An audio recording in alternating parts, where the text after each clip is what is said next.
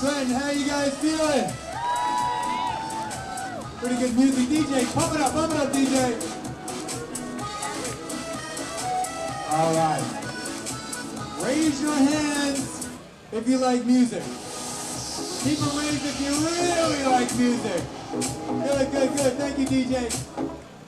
Raise your hands if you've ever been to the park across the street, down the street, to see the Trenton Thunder perform. Okay, we got to work on that. I guess you guys only want to go when there's a Yankee that's kind of working his way back up from an injury, right? Raise your hands if you like being different.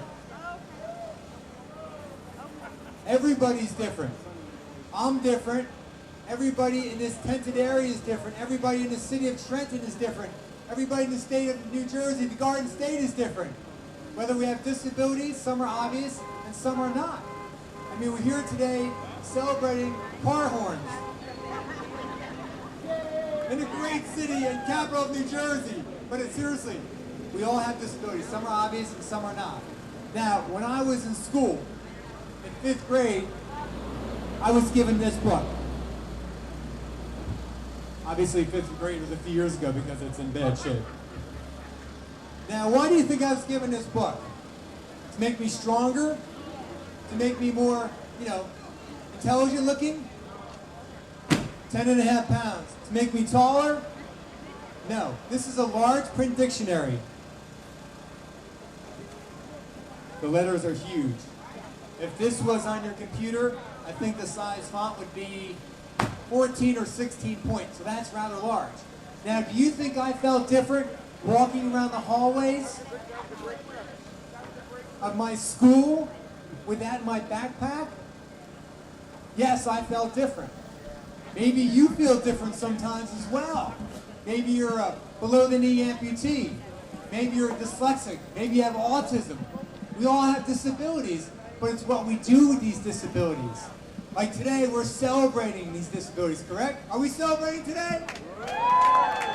Absolutely. So I did everything in my power to fit in as best as I could.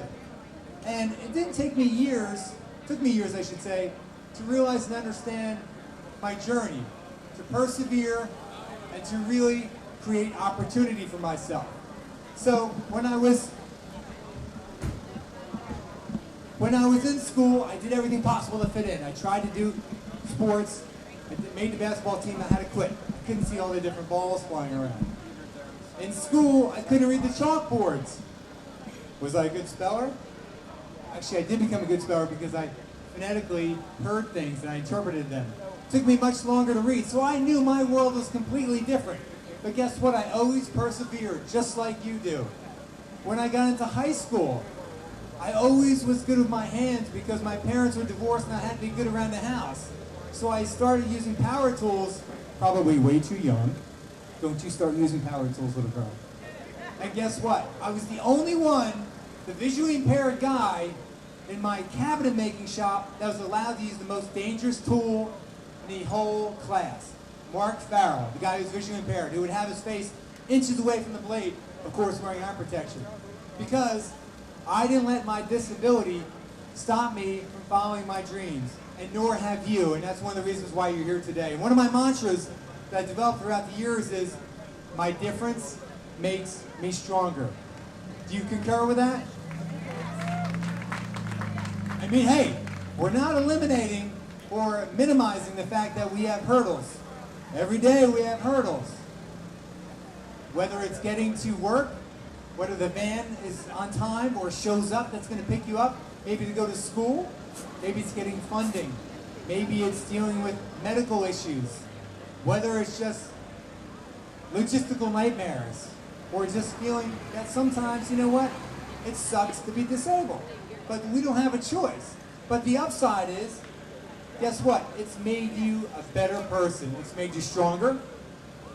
You can problem solve a lot better. And guess what? The people who we think we have it better off, they're not better off. Again, everybody has disabilities.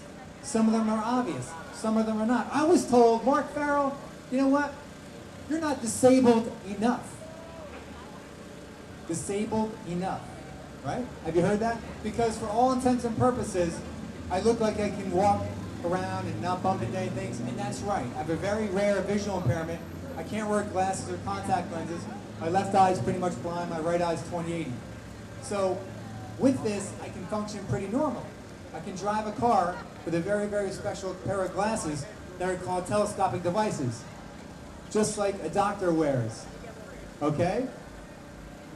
So, does this make me different? Absolutely. I pull up to a red light, people are like, hey, what's going on with you, man? When I was in high school and I couldn't get a driver's license when everyone else got their driver's license, do you think that made me feel different? When I picked up my girlfriend on the back of the bicycle seat, and it was really cool, and it was a really novel way to pick up a date for the first mile, and then she's like, my butt's really killing me. Did that make me different? Yes. But I got into college because I persevered and I created opportunity. My grades weren't that great. I was a C-ish student. They let me in probationary-wise, William Patterson University, and I excelled. I created opportunity for myself, just like you're creating opportunity for yourself. I wanted to always be in radio. Bad eyes, great ears. Makes sense, right? So I worked really hard. I got a good internship at a great radio station. It was CD 101.9 for years. Anybody know CD 101.9? It got sold. Then became a rock station. And it got sold. But guess what? For 18 years, I was a New York City creative director, doing incredible things, and a radio talk show host, interviewing anybody from Hillary Rodham Clinton to Lance Armstrong. Okay, he's not in the favorite public eye standing right now. A lot of celebrities. And guess what? Did I get that because I was visually impaired? No. I got that because I created opportunity and I persevered. We have to do things differently. Just like everybody else, sometimes there's a conventional method, sometimes there's not. But if you have a disability, it's a little bit more difficult, or you have to be a little bit more creative in how you do things. Repeat after me. My difference makes me stronger. Absolutely. I heard about a thing called a triathlon when I was in college. Anyone know what a triathlon is? Raise your hands. A triathlon is 3 different sports, 3 disciplines in one day, believe it or not. Swimming, biking, and running. I said to myself, okay, I'm a good bicyclist, which I'll explain to you some other time, right? Guy with bad eyes, how can you be a good bicyclist? I never stopped riding, that's why. Everyone got their driver's license, I didn't get mine until I was 25. So I heard about this first triathlon back in okay? So I said, I'm going to apply for this, and I actually had to put an envelope in the mail. Remember that, when you had to mail things before internet? So I applied for this race, so I get into the race, and I train. I think I'm going to do okay on the bike. The swim, we'll see, and the run. The big day came. There's an area called the transition area. You have to put your bike in there and all your belongings. The first part of the day is a swim course. I go down to the Widow's Edge, and I say to myself, this is great, look at all these hundreds of people. I'm going to have a blast. So I dig my feet into the sand, and I look up, and I say to the guy next to me, hey, my name's Mark, it's my first triathlon, nice to meet you, I'm really excited. I said, which way do we swim? When do you think they're going to put out the race course? He goes, it's right there. I said, right where? He said, right there. It never dawned on me, guys, that I wasn't going to be able to see the swim course. What am I going to do in a harrowing situation like this, life and death situation of swimming in a race for the first time in my life in a triathlon with hundreds of people around me? I mean, should I quit? My parents were right behind me, my girlfriend at the time. They're not going to think less of me. I mean, this is serious stuff. So what am I going to do? I never thought of this or myself in a way that, because I always persevered and gave myself opportunity, that I was going to be limited in this capacity. So I put my feet in the sand, I dug my toes down deep, I splashed some water on my face, and I said, I got it! I never planned on winning this race. No, I never planned on winning this race. I'll just follow everybody. I'll follow everybody, right? Why not? So the gun goes off, and we're swimming, I'm feeling good. I'm like, oh, this is great, my first triathlon, having so much fun. Stroke, breath, pick up my head. Everyone's over here, and I'm over there. So I said to myself, oh, this is how it's going to be. So in that moment, I said to myself, if I stick up my hand, there are lifeguards in boats and canoes and rowboats that will just come pluck me right up, put me in a boat, and bring me back to the shore. Will anybody think less of me? Of course not. They'll be happy that I'm safe. But I have perseverance, right? And drive. Mark Farrell doesn't give up. I'm smart. If it's very dangerous, more dangerous if I didn't feel like I could physically keep up. So, again, I put my head down and I persevered because I wasn't going to give up. I get to the halfway point, I look up, I see this huge day glow marine ball. I'm like, oh my God, this is the halfway point, my first triathlon. I'm halfway through. This is great. This is great. This is what I couldn't see from the shore. This thing's gigantic. I can't believe I didn't see it. And I swim around and swim around. I'm like, oh, I'm so happy. I'm halfway through it. I get around the big marine buoy, and next thing you know, I'm completely blinded.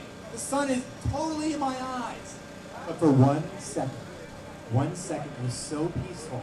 The air bubbles were coming up. And it was complete serenity. I felt like I was in a tranquil little oasis. And all of a sudden, wham! Oh, that's right, I'm in a triathlon. I just got hit. There's hundreds of people behind me. Stroke, breath, stroke, breath. I finally make it to the beach, guys. And there are 2 other parts to this story, but due to lack of time, we have to shorten it.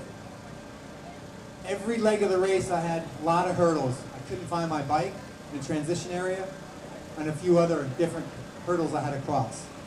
But at the very end, there was the finish line. Literally and metaphorically. I go towards the finish line, raise my hands, and how sweet it was.